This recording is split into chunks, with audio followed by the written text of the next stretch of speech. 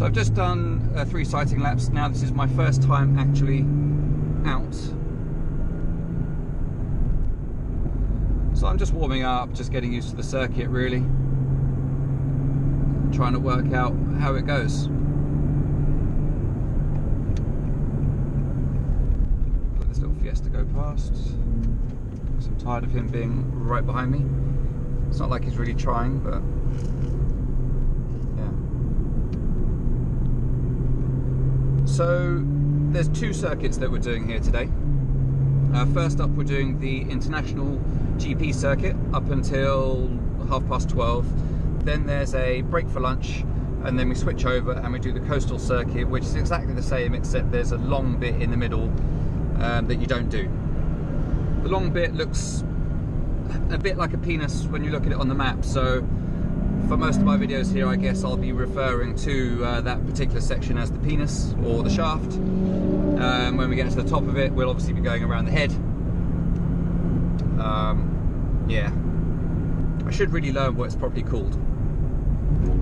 So anyway, the second part of the day will not feature the shaft.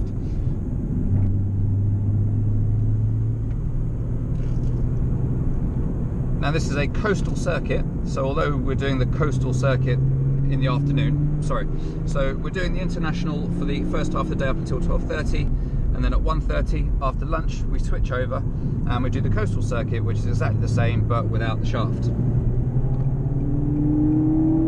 And then as you come over here on this bit, you see this view of the ocean and the waves just lapping up against the rocks. So this is truly a coastal circuit.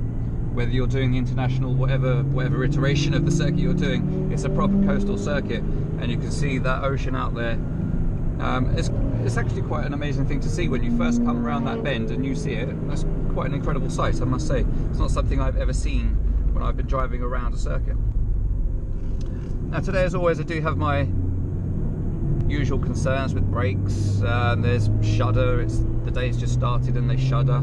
But as I learnt at the Nürburgring when I was there, it doesn't really seem to matter that much, you just drive past it. So I'll keep going and just see how the car fares. And today I'm also going to drive a little bit differently to how I would normally drive. Normally when I drive the circuit for a turn like this, I would have dropped into 3rd gear to make sure I get max revs and power as I come out the turn. But I think that just,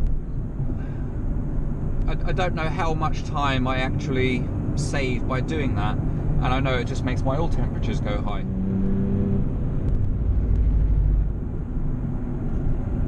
Too early.